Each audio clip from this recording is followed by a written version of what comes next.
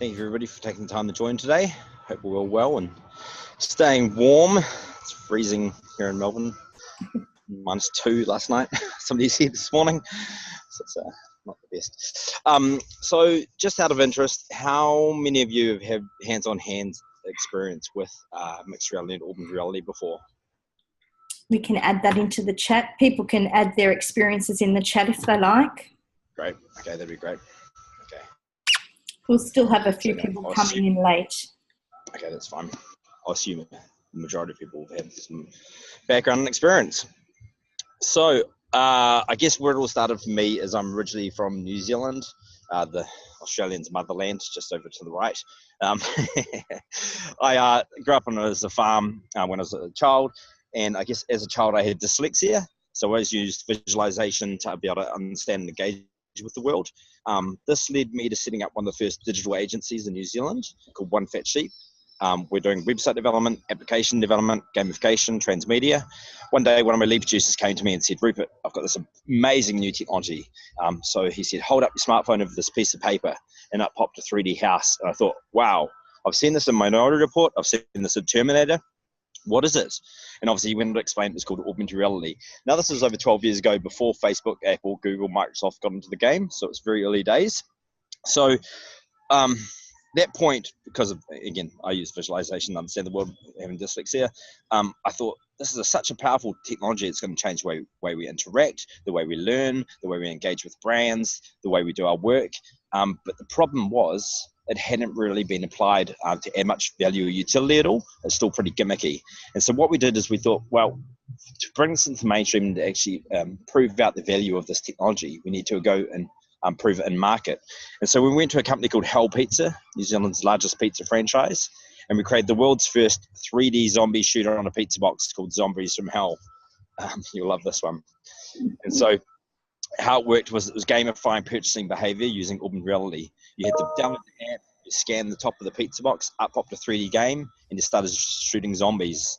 Off the back of this, it went nuts. It went viral, was featured on CBS, ran all around the world.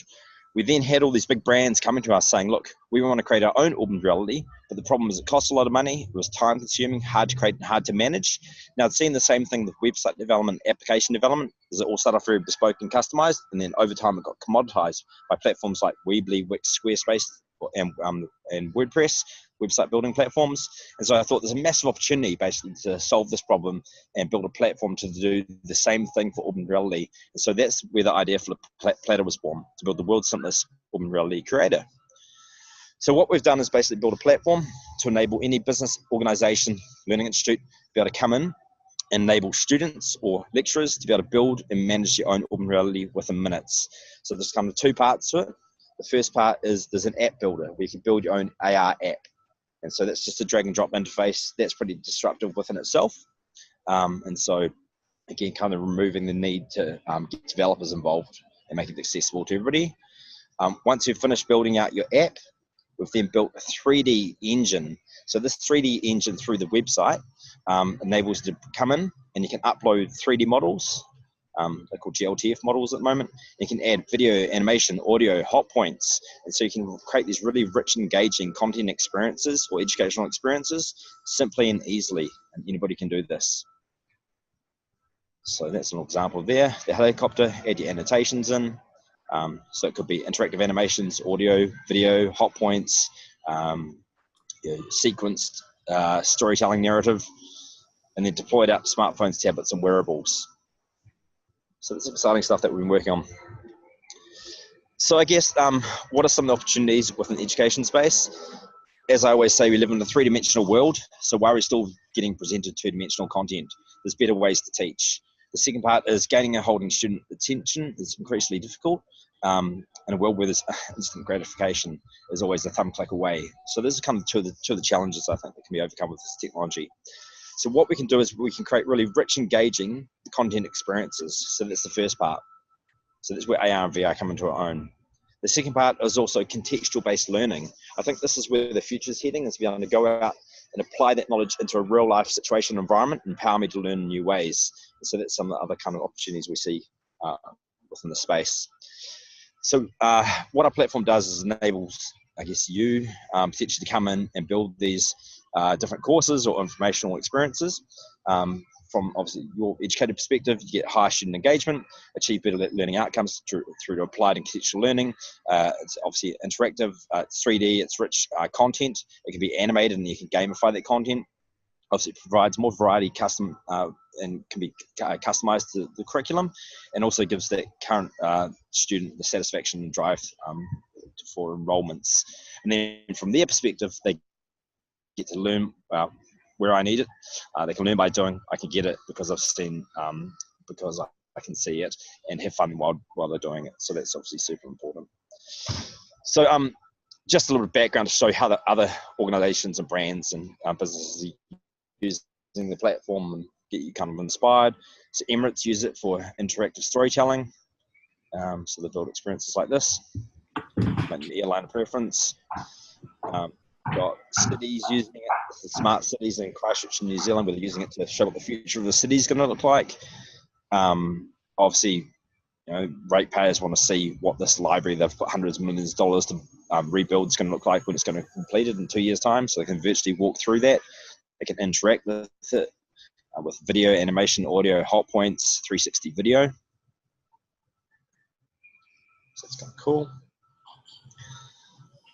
You've then got brands using it to be able to create new experiences around browsing products, where I can virtually put a product into my environment, see what it looks like in context.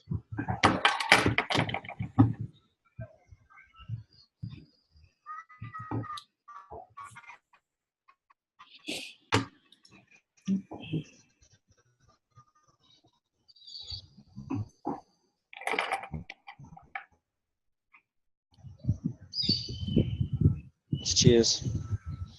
Saab are using it to be able to virtually put large industrial equipment into still traditionally ship it, costing hundreds of thousands of dollars. Now they can put their 3D production line that would normally weigh 20 tons virtually into any location and show the data and information coming off that.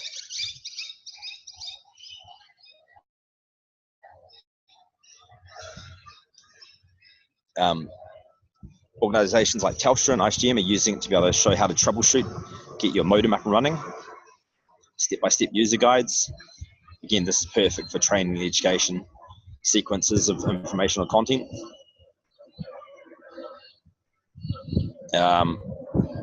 Nespresso, they're using it around support. So how do you descale your coffee machine? Most exciting thing ever. Normally you've got to read through a 50-page manual that nobody really follows, and they end up calling support anyway. So you can use it to be able to show step-by-step how to get that up and running.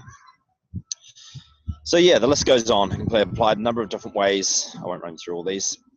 So what are some specific cases, I guess, within education? Obviously, you've got marketing applications. So giving people the ability to be able to see what it might be like to go and study and live and work at an institute. So you can do that via 360 video. You've got activation brand experiences. So this is how you can kind of bring it to life. That's some of the possibilities. You've got self-induction orientation. So first time on campus, show me where to go, where my current courses, how to connect with other people. So augmented wayfinding is going to become quite a big thing. Then you've got, I guess, from an education perspective, you've got storytelling, so interactive storytelling. We've done a lot of work with the Ministry of Education New Zealand. They currently actually license our platform and using it to teach Māori children about their native stories, and also they can create their own stories around the whakapapa and family. And then Otago University, they've been using it for educating students on pharmacology. So as you see there, 75% of students agree that that improved their overall learning outcome from the research that they did. Swinburne, they've been using it to be able to bring very complex sequences and information to life around circuit boards. So instead of actually physically build their circuit boards, they augmented them to the classroom. I showed you the Telstra and ICGM one there before, so that's around training and installation. And then obviously culture and historical information, you can actually augment that information onto site or onto context, or bring that context to you. And then gamifying experience as well. So this is Sea Life, gamified educational experience we did for kids, showing where they had to go through and they had to learn about different sea animals. So there's basically, that's kind of top line on some of the ideas that I guess I had that could be applied within your organization.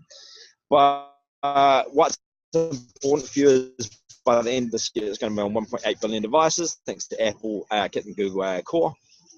Consumers ready, 69% see AI is helping them learn new skills, 65% use AI to get more product information, and people 44% more likely to purchase based on augmented experience. So that's kind of, I guess, a real utility value to it. And that's why I guess Tim Cook, the CEO of Apple, is a huge advocate for this technology. He believes it has the ability to amplify human performance. So that's why they're doubling down the space. So yeah, I guess, customers and end users and students are ready. The technology is proven, and now you have access to the tools to get started. So hopefully that gives you a good outline of what we're doing in this space and why we're excited about mixed reality and some of the applications.